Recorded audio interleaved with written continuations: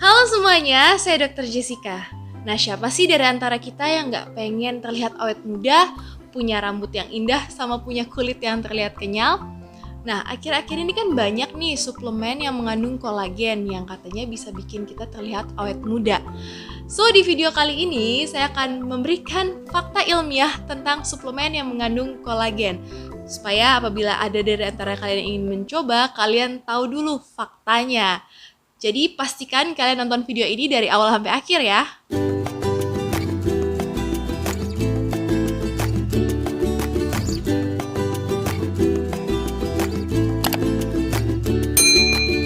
Nah teman-teman, apa itu kolagen?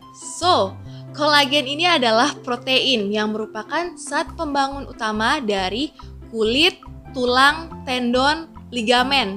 Dan bahkan kita bisa temukan juga kolagen ini pada gigi, pembuluh darah, dan juga pada kornea mata kita. Jadi hampir bisa ditemukan di seluruh tubuh kita. Karena kolagen ini fungsinya adalah sebagai lem yang menyatukan tubuh kita. Nah, 75% dari kulit kita ini terbentuk dari kolagen yang letaknya ada pada lapisan dermis. Jadi kalau kalian lihat anatomi kulit tuh ada lapisan epidermis, dermis, dan subkutan. Jadi kolagen ini letaknya ada di lapisan dermis. Itulah yang menyebabkan kulit kita terlihat kenyal, kencang, ya. Nah, di tubuh kita juga ada puluhan jenis tipe-tipe kolagen. Tapi yang paling umum ditemukan adalah ya tipe 1. Itu bisa ditemukan di kulit, di tendon, di ligamen, di rambut, di kuku. Sedangkan tipe 2 kita bisa temukan di sendi. Nah, tipe 3 biasanya ditemukan juga di kulit, di otot, dan juga di pembuluh darah. Nah, sepanjang hidup kita, kolagen itu terbentuk dengan sendirinya di dalam tubuh kita. Jadi tubuh kita bisa memproduksi kolagen. Jadi ada siklus di mana kolagen yang lama akan dipecah dan diganti dengan kolagen yang baru. Namun seiring bertambahnya usia, namanya juga semakin tua, jumlah kolagen di tubuh kita akan mulai menurun karena pemecahan kolagen akan terjadi lebih cepat daripada yang tubuh kita bisa ganti. Nah, ini semua karena ada enzim kolagenase. Jadi enzim ini adalah enzim yang memecah kolagen tadi. Jadi akibatnya kalau kita semakin tua, kulit semakin keriput, sendi semakin lemah, rambut jadi tipis ya, jadi rontok, tulang jadi keropos. Ya, apalagi menurut penelitian, mulai usia 25 tahun aja, tubuh kita sudah kehilangan 1-1,5% dari kolagen kita tiap tahunnya. Nah, apalagi ditambah dengan paparan sinar matahari, kena asap, polusi, rokok, mengkonsumsi gula atau karbohidrat olahan yang berlebihan, juga konsumsi alkohol. Nah, ini semua tuh bisa mempercepat kerusakan kolagen. So, that's why kita harus hindari pola hidup yang tidak sehat. Dan jangan lupa juga kalau keluar rumah harus selalu menggunakan sunscreen. Sebuah penelitian yang menggabungkan hasil dari 22 penelitian tentang suplemen kolagen yang pernah dilakukan sebelumnya membuktikan bahwa dosis yang bervariasi antara 2.500 mg sampai 10.000 mg kolagen terbukti dapat meningkatkan elastisitas kulit, mengencangkan kulit, dan mencegah penuaan. Namun sampai saat ini masih belum ada bukti ya teman-teman kalau suplemen kolagen bisa menghilangkan jerawat atau bisa menyembuhkan eksima. Jadi kalau misalnya tujuan kalian untuk minum kolagen adalah untuk menyembuhkan jerawat, belum ada bukti secara medis, secara ilmiah bahwa kolagen bisa menyembuhkan jerawat. Oke? Nah teman-teman, penggunaan suplemen kolagen ini tidak menjamin bahwa dia akan langsung diserap ke target organ yang kita mau dan akan memberikan efek sesuai dengan yang kita inginkan. Karena prinsip kerjanya kolagen, dia hanya akan pergi ke daerah tubuh yang dibutuhkan aja. So, kita nggak bisa bilang kalau kita mengkonsumsi kolagen, kita nggak bisa bilang, kolagen kamu pergi ke kulit ya, kolagen kamu pergi ke rambut ya. Nah, misalnya nih kita mau mengkonsumsi kolagen karena tujuan kita adalah pengen bikin kulit terlihat awet muda. Tapi misalnya saat itu ternyata kondisi tulang kita sedang memerlukan kolagen karena tulang kita lagi kekurangan kolagen. Ya akibatnya kolagen tersebut akan lari ke tulang. Ya akibatnya efek di kulitnya akan nggak terlalu kelihatan. Nah, so di sini aku akan kasih juga beberapa faktor-faktor yang harus kalian pertimbangkan sebelum mengkonsumsi suplemen kolagen. Faktor yang pertama adalah usia.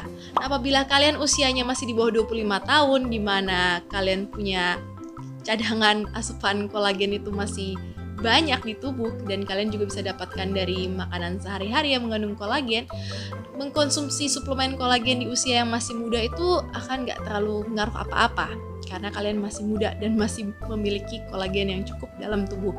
Nah, yang kedua, tipe suplemen kolagen seperti apa yang mau kalian konsumsi? Karena tiap produk beda-beda dan target organnya juga beda-beda. Kecuali dia memang tertulis secara jelas di situ bahwa dia mengandung tipe-tipe kolagen tertentu, seperti kalau misalnya untuk kesehatan sendi, tipe kolagen 2, kalau misalnya untuk kesehatan kulit dan rambut, tipe kolagen 1. Nah, itu yang harus jadi kalian perhatikan. Yang ketiga adalah dari mana kolagen tersebut didapatkan. Jadi bahan utamanya dari mana? Pada umumnya biasanya kolagen diekstrak dari ayam, ikan, sapi, maupun babi. Jadi sebelumnya kalau kalian mau membeli, pastikan kalian melihat dulu komposisinya agar bisa disesuaikan dengan kebutuhan kalian.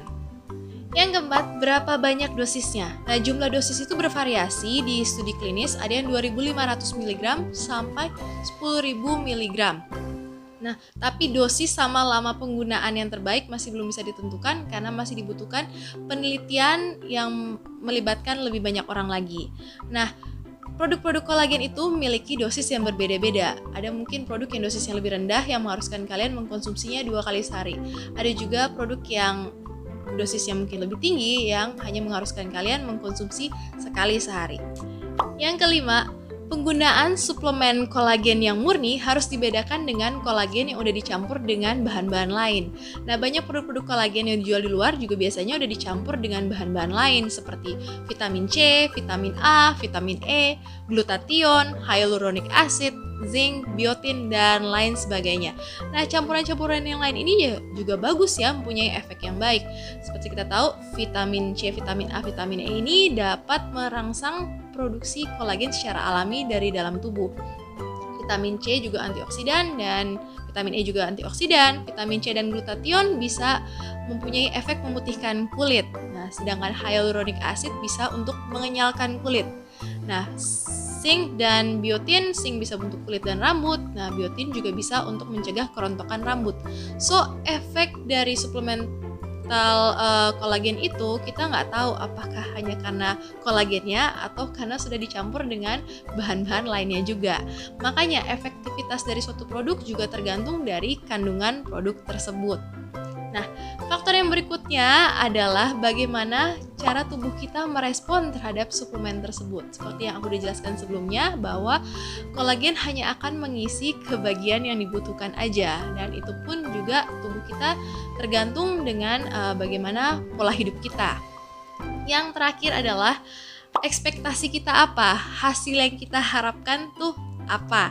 Nah, kita nggak bisa mengharapkan suatu hasil yang instan ya, baru beberapa hari pakai langsung kulitnya kenyal, kinclong, langsung kelihatan awet muda. Tentu saja dibutuhkan waktu agar suplemen itu bisa bekerja. Nah, dengan cara itu juga apabila kita menginginkan hasil yang jangka panjang, tentu saja kita juga harus mengkonsumsinya dengan jangka panjang. Nah, itu semua tidak terlepas dengan biaya ekstra yang harus kita keluarkan juga untuk suplemen tersebut. Nah, ini semua karena adanya enzim kolagenase tadi yang akan terus memecah-mecah kolagen dalam tubuh kita. Makanya apabila kita tidak mempunyai pasokan kolagen yang cukup, maka tubuh kita nggak mempunyai bahan yang cukup juga untuk memproduksi kolagen, apalagi seiring bertambahnya usia. So, ada hal yang gak kalah penting yang aku harus kasih tahu di sini adalah kolagen itu bisa kita dapatkan secara alami dari makanan-makanan yang kita konsumsi. Nah, kolagen bisa kita dapatkan dari kaldu tulang sapi, kaldu ayam atau kaldu ikan, dari ikan salmon, dari putih telur. Nah, kita juga bisa mengkonsumsi makanan-makanan yang merangsang produksi kolagen secara alami dalam tubuh kita. Nah, makanan-makanan tersebut bisa kita dapatkan dari buah-buahan yang mengandung vitamin C seperti jeruk, stroberi, atau buah-buahan yang mengandung vitamin A seperti ya sayuran wortel atau tomat, dan juga sayuran-sayuran hijau lainnya. Nah, ini semua bisa merangsang produksi kolagen secara alami dalam tubuh kita. So teman-teman, sampai di sini dulu video ini. Semoga penjelasan tadi bisa bermanfaat bagi teman-teman semua. Jangan lupa buat like, share, dan subscribe channel ini. Sampai ketemu di video berikutnya ya. Be healthy and be happy. Bye-bye!